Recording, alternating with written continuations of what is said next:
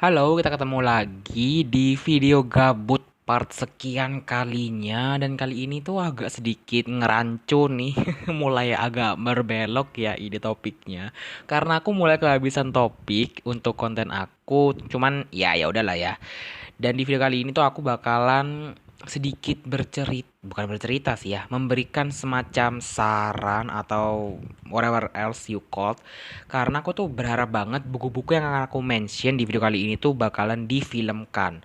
Entah itu oleh produser dalam negeri atau produser luar negeri. Cuman yang penting tuh aku pengen banget buku-buku ini tuh untuk difilmkan.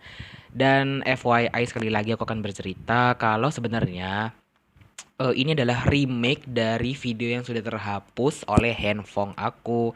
Jadi ya mohon maaf ya kalau sekiranya aku tuh agak sedikit excited membahas hal ini karena emang aku tuh ingin membuat konten yang menarik aja buat kalian gitu loh, paham gak sih? Jadi ya udahlah ya, kita akan mulai aja deh untuk ke videonya. Dan di sini aku akan menampilkan 7 judul yang ditulis oleh penulis Indonesia yang aku berharap tuh difilmkan sih ya. Cuman ya aku masih nggak tahu juga itu urusan mereka ya untuk memilih produser luar atau dalam negeri. Pokoknya filmkan dulu aja deh gitu loh. Oke, langsung aja kita mulai untuk yang judul pertama di sini tuh aku mau memberikan rekomendasi yaitu Bumi Series karyanya Terelie. So far, aku ketika merekam video ini ya, yang sekarang ini, aku sudah membaca 7 judul dari Bumi Series, dari Bumi sampai Komet Minor. Dan aku emang berharap banget sih seseorang atau company film tuh memfilmkan novel ini karena emang sebagus itu, keren gitu kan. Apalagi ini kan kayak buatan orang Indonesia gitu kan ceritanya. Jadi aku mikir kayak hei, masa nggak ada yang notice sih kayak gitu loh. Dan aku pengen tahu aja sih visualisasinya dari tiga bersahabat ini kayak gimana, terus visualisasi villains-villainsnya tuh gimana gitu kan. Dan ketika mereka menggunakan kekuatannya ini tuh aku pengen tahu gitu kan versi visualnya gitu. Jadi kayaknya keren banget sih. Untuk buku yang kedua yaitu adalah Heartbreak Formula karyanya Purchan. Dan ini itu cukup relate mungkin ya dengan kondisi sekarang yang mana banyak membahas tentang mental health, terus kemudian apa sih itu? eh Jujur aku lupa ya. Pokoknya ini garis besarnya adalah tentang mental health.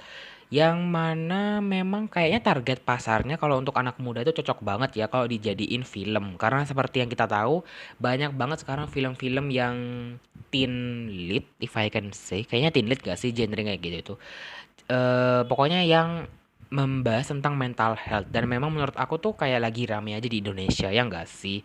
Jadi ya apalagi ini settingnya di luar negeri, di New York, jadi mungkin agak sedikit apa ya, trendy gitu lah ya istilahnya. Selanjutnya di sini tuh ada Kilah karyanya Vinka Kalista yang meskipun ini tuh cukup serem juga sih ya kalau dipikir-pikir kayak genrenya itu mungkin Indonesia banget karena emang setahu aku juga lokasinya tuh juga ada di Indonesia. Jujur aku lupa ya. Ada di pulau mana gitu kayak antara Kalimantan, Sulawesi, Sumatera or something else. Ya pokoknya kayak di sekitaran kayak gitu. Yang jadi kayak tempat syutingnya nggak perlu yang ribet-ribet banget. Apaan sih Kiki kayak so tau aja. Ya intinya menurut aku kayak secara nggak langsung menawarkan keindahan Indonesia ya enggak sih di dalam novel yang ini. Dan kalau divisualisasi ini aku tuh yakin banget bakalan keren sih. Selanjutnya yaitu adalah Breaking Point karyanya Priti Angelia. Ini masih kayak seputar tentang film-film tentang persahabatan, pertemanan gitu loh. Dan ini benar-benar relate banget tuh Indonesian people. Apalagi ini banyak banget mengambil contoh-contoh karakter-karakter yang bisa kita temui di kehidupan nyata. Dan Breaking Point itu tuh benar-benar bikin aku sadar kalau pertemanan itu nggak harus sesempurna itu sih. Cukup kita menerima kekurangan satu sama lain tuh udah sempurna sebenarnya, paham gak sih? Jadi kayak wow, keren banget sih jujur. Ini kayaknya juga masuk banget sih ke pasar Indo, apalagi akhir-akhir ini banyak banget film-film serupa yang menampilkan tokoh-tokoh dengan maaf ya, disabilitas dan yang semacamnya kayak gitu. Kemudian untuk yang judul kelima yaitu Katarsis karyanya Anastasia Emilia.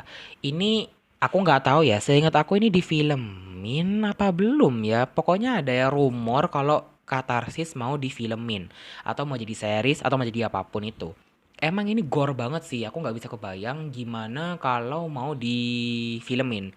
Tapi Indonesia juga pinter kok bikin film yang gore ya nggak sih? Karena juga lumayan banyak film-film yang menampilkan darah kanan, kiri, atas, bawah, belakang, depan ya. Jadi kayak kamu bisa menemukan itu juga di katarsis ini sebenarnya. Cuman aku masih nggak kebayang karena karakter utamanya kan anak kecil ya. Ketika anak kecil disodorkan dengan darah-darah gitu apa nggak traumatis ya?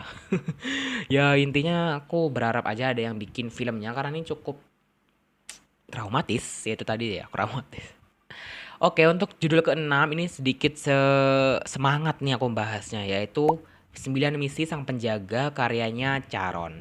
Dan ini keren banget sih ya. Kayaknya bahkan ketika bentuknya novel pun masih banyak banget yang nggak menotis novel ini. Apalagi novel ini tuh mencakup cerita-cerita rakyat kayak Maling Kundang, terus kemudian Sang Kuryang atau apa sih Perahu Tangkuban lah ya.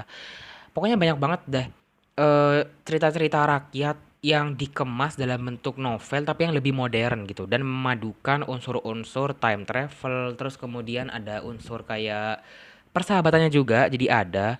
Jadi kayak ini keren banget sih kalau dijadikan film karena juga memperkenalkan kembali budaya Indonesia yang mungkin hilang sih ya karena cerita-ceritanya di sini tuh aku jujur masih agak sedikit asing, tapi kebanyakan tuh udah ada yang tahu sih ya kayak Timun Mas kayak gitu.